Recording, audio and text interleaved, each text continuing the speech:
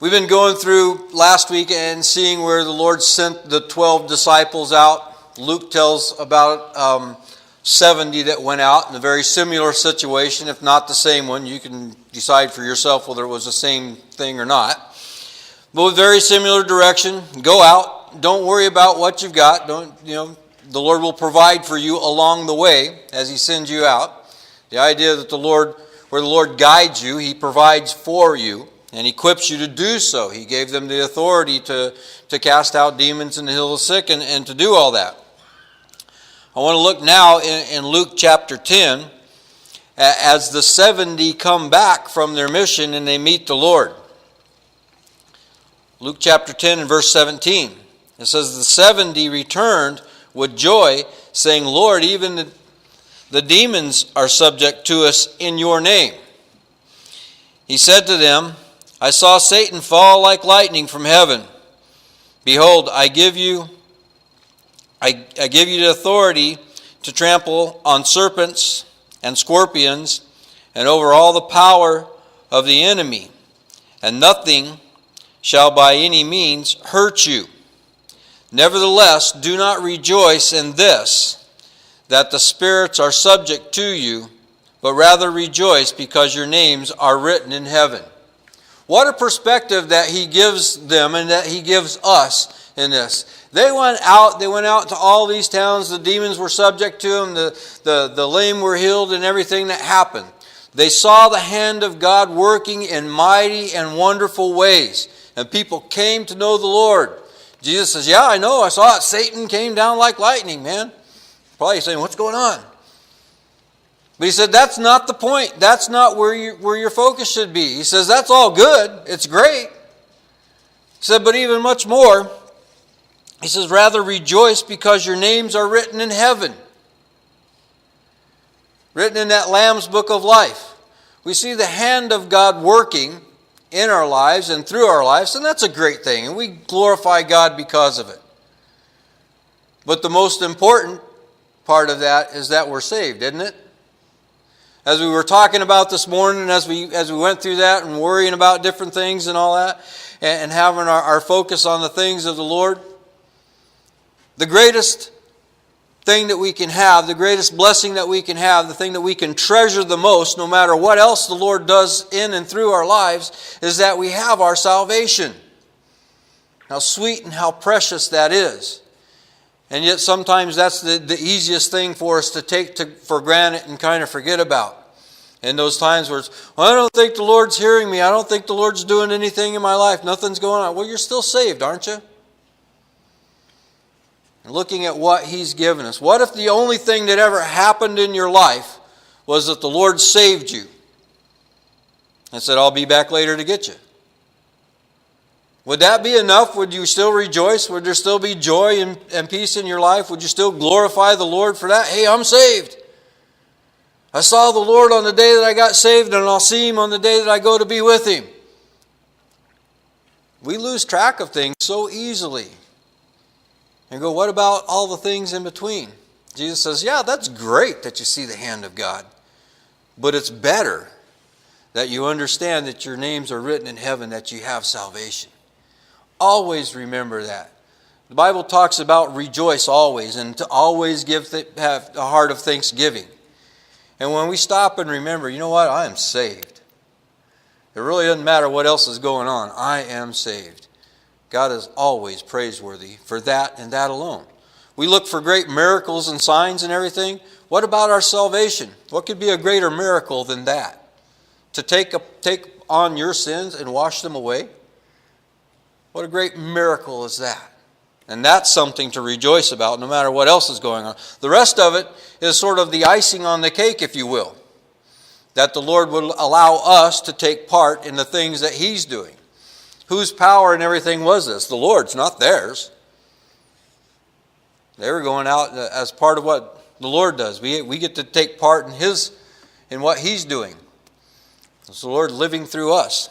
And we rejoice in that. Okay, let's move on from there. I wanted to throw that in there because it's such a great perspective. Especially in those times where we kind of lose sight of that. Looking for the hand of the Lord and forgetting about the face of the Lord and our salvation. Let's move over to Matthew chapter 14. Sometime in this time frame right around here, when they're going out through city to city, John the Baptist is put in prison by Herod.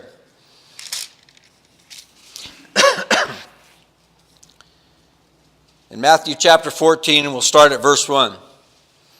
At that time, Herod the Tetrarch heard the report about Jesus and said to his servants, "This is John the Baptist.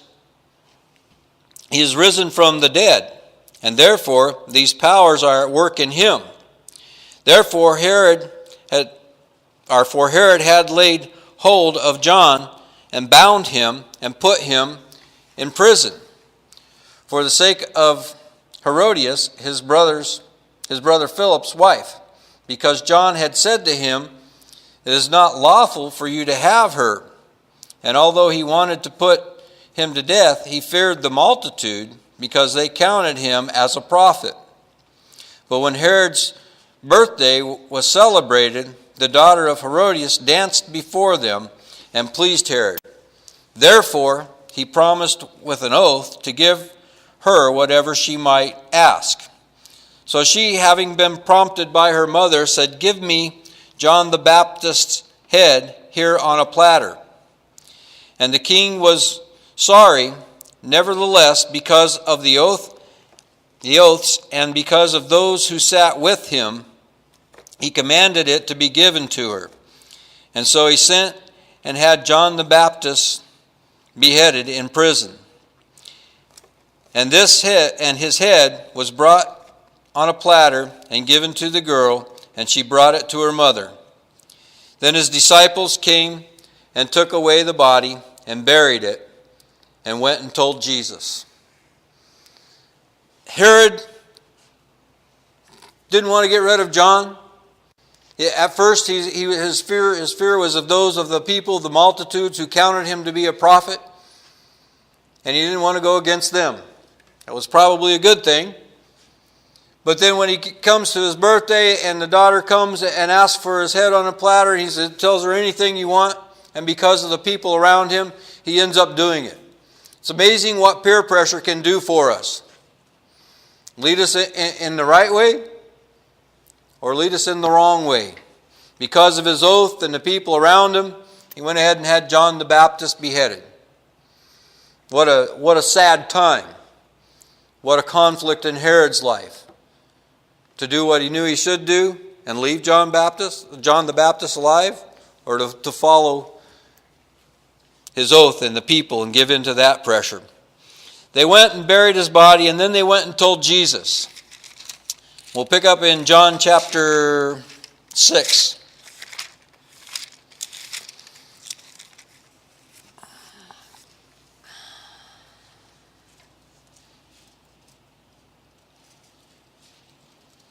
If I'm right in putting these things together, this comes after they come and tell Jesus. So we're kind of looking at a day in the life of Jesus. After these things, what was going on before there, Jesus went over the Sea of Galilee, which is the Sea of Tiberias.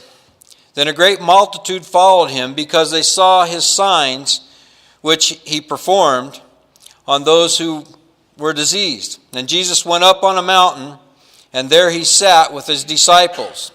Now the Passover feast of the Jews was near. Jesus lifted up his eyes, and seeing a great multitude coming toward him, he said to Philip, "Where shall we buy bread for these many to eat?" Excuse me, I got the allergies blowing around again. But this he said to test him, for he himself knew what he would do. Philip answered him, 200 denarii worth of bread is not sufficient for them, that every one of them may have a little. One of his disciples, Andrew, Simon Peter's brother, said to him, "There is a lad here who has 5 barley loaves and 2 small fish, but what are they among so many?" Then Jesus said, "Make the people sit down." Now there was much grass in the place. So the men sat down, in number about 5,000. And Jesus took the loaves, and when he had given thanks, he distributed them to the disciples, and the disciples to those sitting down, and likewise of the fish, as much as they wanted. So when they were filled, he said to his disciples, "Gather up the fragments that remain, so that nothing is lost." Therefore they gathered them up and filled 12 baskets with the fragments of the 5 barley loaves, which were left over by those who had eaten. Then those men, when they had seen the sign that Jesus did, said, "This truly is the prophet who is to come into the world." Jesus gets the news of John the Baptist being beheaded and everything, but there's a crowd of people around him. And he sees that they have a need, that they're hungry and they're in need of food, and he has compassion on them. And he finds this as an example, as a time to test or to teach his disciples. He says, send them away, let them go get something to eat. Or go buy something. How can we go buy something? We don't have enough money to buy something for all these people. The Lord says, go ahead, take care of them, feed them. Well, what are we going to do? Sometimes the things that the Lord puts in front of us sometimes are so much and so big and so overwhelming. Well, what in the world are we going to do with what we have? So we don't have the money. We can't go out and buy enough stuff for them and everything. And Andrew comes and he says, well, there's a little boy over there with 5 barley loaves and a couple of fish. Kind of what good are those? When you got 5,000 men. Okay, it doesn't say 5,000 people altogether. These men had women and children. And the Jews, the time of the Passover were near, and people were traveling there and heading for Jerusalem, and all people all over the place. So you can guess, I don't know, figure it out however you want to. There are 5,000 men plus whoever. There were a lot of people there. 5 little barley loaves and a few fish. You know, they got some little kid over here with his lunch sack. What are we going to do with that? The Lord says, have them sit down. Just have them sit down. Okay, everybody sit down. I don't know why. Something's going to happen. We don't know what. The Lord says, give me the kid's lunch bag there. And he takes those barley loaves and he lifts them up and he gives thanks. And blesses them and says, here guys, start passing this out. And he does the same thing with the fish, these few little fish in this basket. You know, I would have loved to have been there and seen this, wouldn't you? To be the disciples as they take that basket. I'm going to come down here. As they take that basket and they got those few loaves in there and they go, oh, we got 5 loaves over here. Go ahead, man. You know, and you take some out and there's more than there was to start with.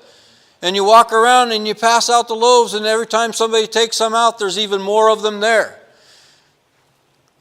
That first disciple, whoever it was, that grabbed the basket when the Lord blessed it and brought it down here like this, and he says, all right, go feed them.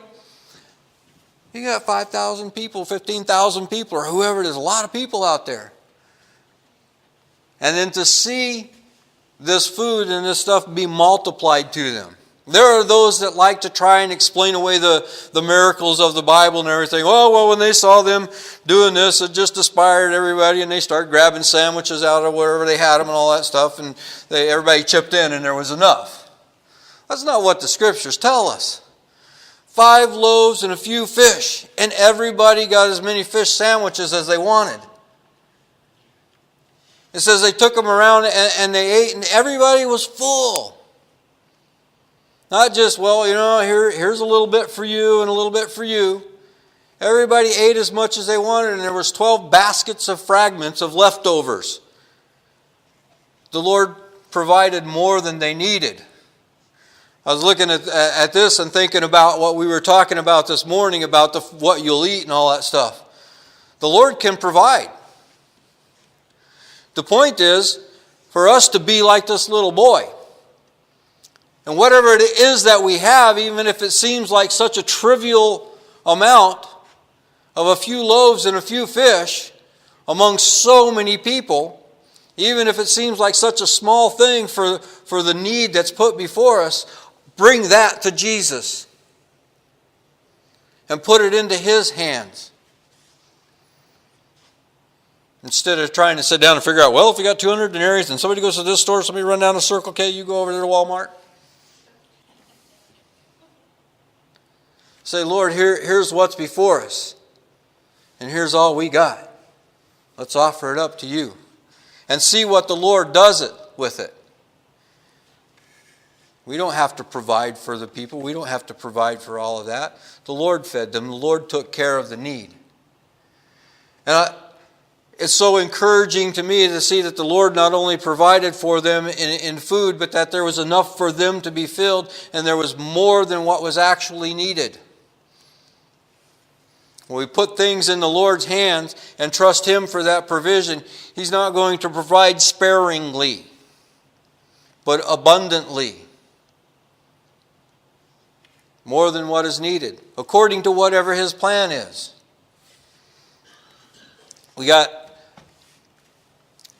This is kind of a personal thing. I don't know how you feel about it, but the radio station, the Christian radio station, they have quarterly or whatever it is, they have their share-a-thon things or whatever, where they're every 5 minutes they're talking about send us money.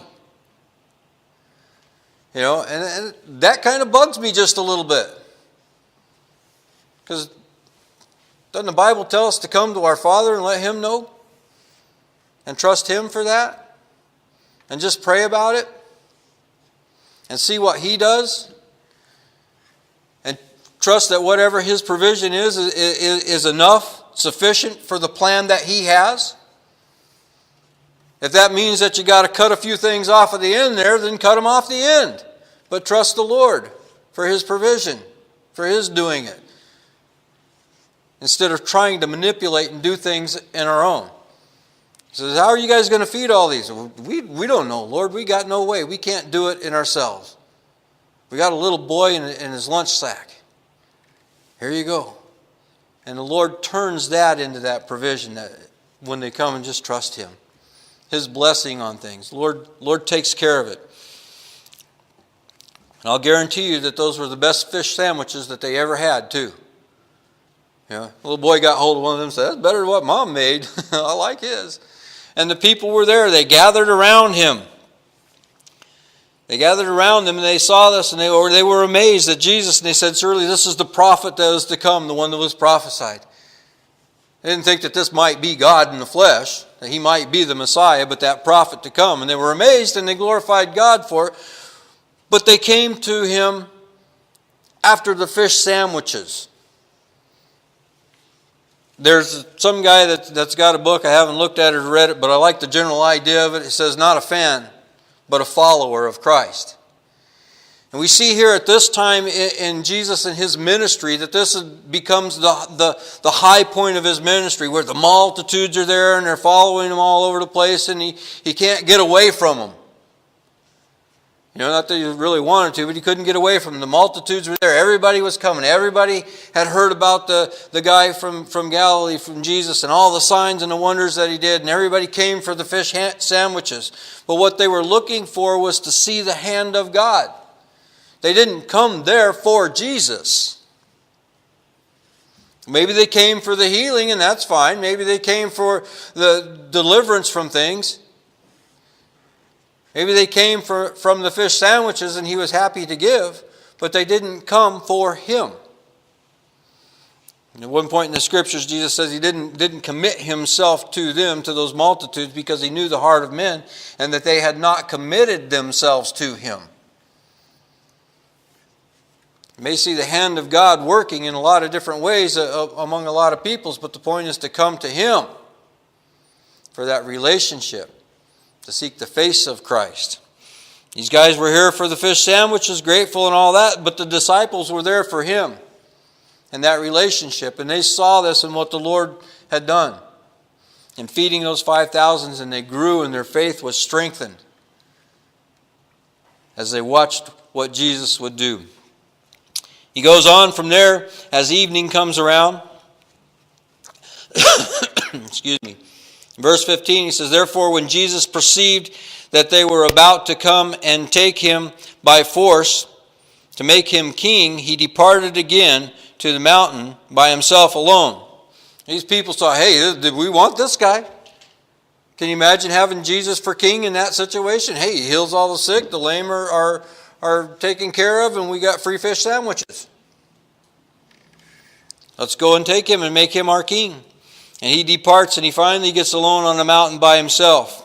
Verse 16, and now when evening came, his disciples went down to the sea, got into the boat, and went over the sea toward Capernaum.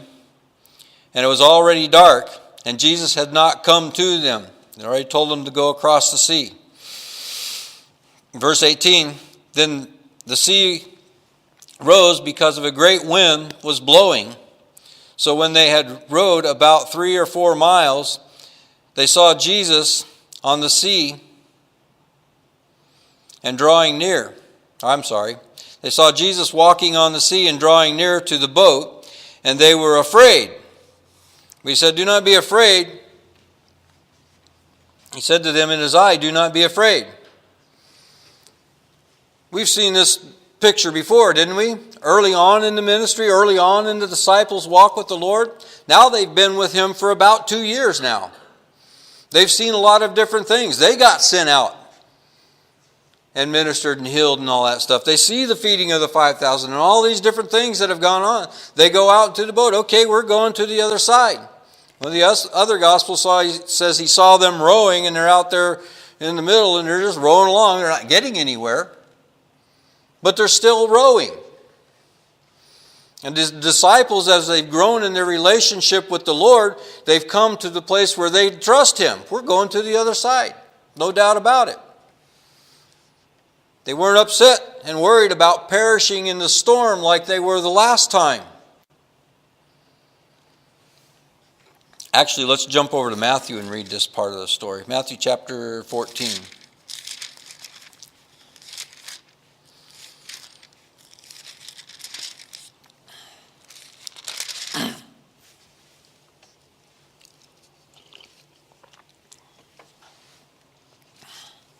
Verse 22.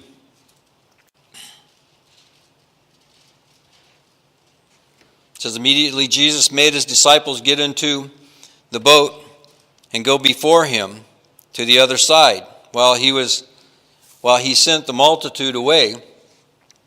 And when he had sent the multitudes away, he went up on the mountain by himself to pray. Now when evening came, he was alone there, but the boat was now in the middle of the sea, tossed by the waves, for the wind was contrary. Now in the 4th watch of the night, Jesus went to them walking on the sea. And when the disciples saw him walking on the sea, they were troubled, saying, this is a ghost. And they cried out for fear.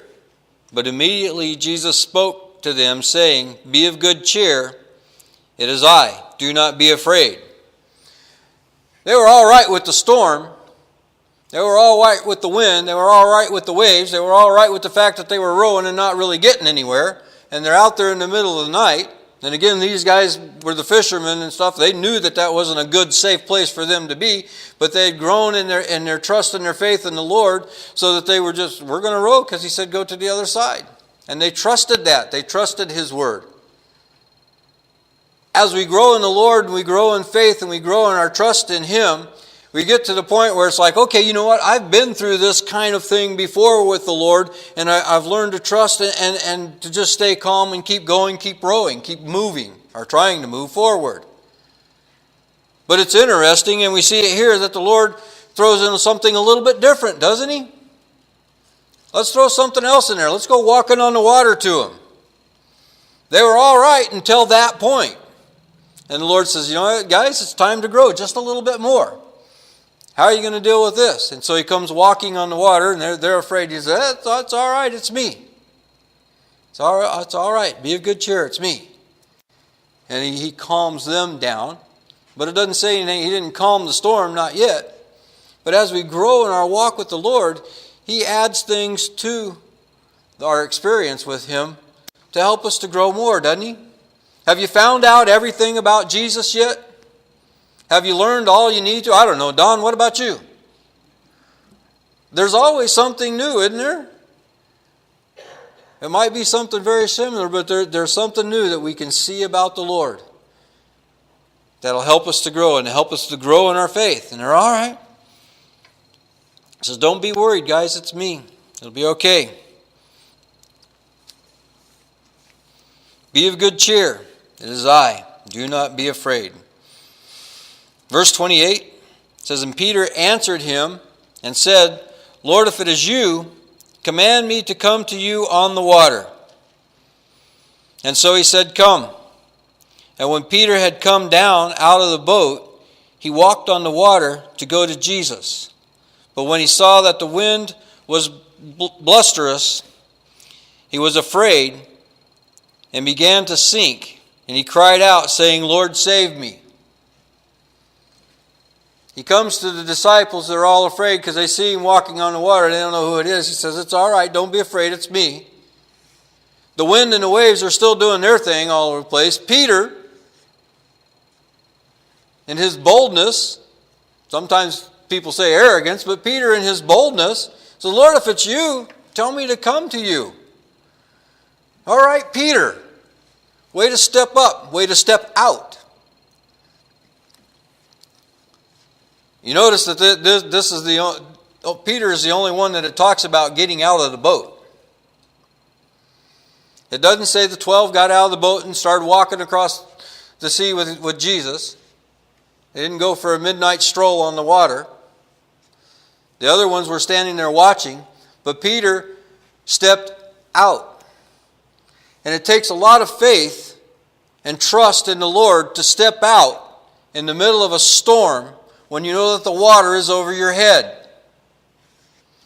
It wouldn't be such a big deal if they were 3 feet away from the shore and the water was waist deep. Yeah, okay, I'll get out, no big deal. Because you know that you can reach the bottom and go.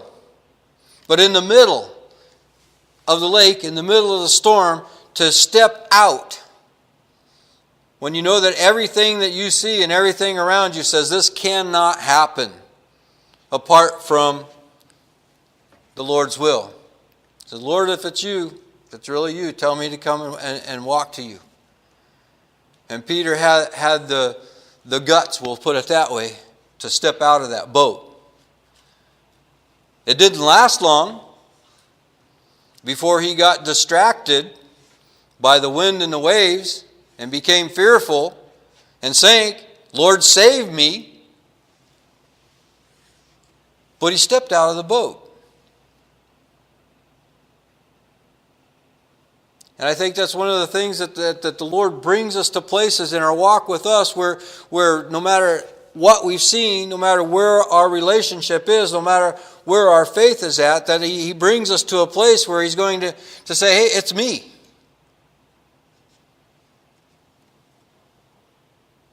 Come on and walk over here to me. Come on and step out of the boat in faith and trust. The Lord knows that we may take 3 steps and sink. And He's going to have to pull us out just like He did Peter. But the point to step out of the boat is something that grows our faith and our trust in the Lord, doesn't it? And a lot of people give Peter a hard time in this situation, but all right, Pete, go for it. And how often are we in that situation where we see the impossible circumstances around us and say, hey, you know what, Lord? Throw something else in on this and say, ask me to come and get out of the boat and walk to you. Take me a little further, Lord. Draw me a little closer, Jesus. Show me a little more of you and who you are and your awesomeness and your great power. They already knew that He was God of heaven and earth and was in control of the wind and the waves and the sea. But did He have the power to hold Peter up and let him walk on the ocean? Yeah. We come to those places, the Lord draws us out of the boat, so to speak. Do we have the courage of Peter to say, hey, if it's you, I'll step out, even knowing that we may fail.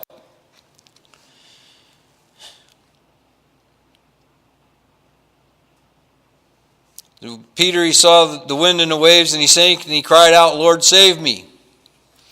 One of the things that stops us sometimes from stepping out in faith like this is that we fear the failure. But this story shows us that we don't need to fear the failure, because the Lord is there to save us, to lift us up out of the water should we get distracted. And immediately Jesus stretched out his hand and caught him and said to him, "Oh, you of little faith, why did you doubt?" Peter may have had a little bit of doubt. He may have got distracted, but he's come a long way since the first time that they were in the boat on the lake in the storm, hasn't he? Haven't the disciples? Haven't we grown? What do you think this did for Peter from here on out? I'm sure the boys gave him a hard time here and there. I'm sure Peter's response was, "I didn't see any of you get out of the boat." Peter's faith grew, I'm sure. Verse 32, and it says, "And when they got into the boat, the wind ceased. Then those who were in the boat came and worshipped him, saying, 'Truly you are the Son of God.'" The first time this happened, they said, "Who can this be, that the wind and the waves obey him?" This time they come to him, they worship him and said, "Truly you are the Son of God." The Lord has brought them to that understanding, to that place where they see what's going on, and it's worship. It's praising the Lord. You are the Son of God. They have grown in trusting in the Lord and their walk with him. And it takes time, and it takes going through things, and it takes experiencing this. But it takes seeking the face of the Lord, not just the hand of the Lord. Not just what he's doing, not just that sign, not just that miracle, but knowing who he is. Verse 34 says, "And when they had crossed over, they came to the land of Gennesaret, and when the men of that place recognized him, they sent out into all that surrounding region and brought to him all who were sick, and begged him that he might only touch them, that they might only touch the hem of his garment, and as many as touched it were made perfectly well." They saw Jesus. He comes to the shore, and they're trusting in him, and all they need to do is touch the hem of his garment and be made well. The people were there, and whether their hearts were there for the face of the Lord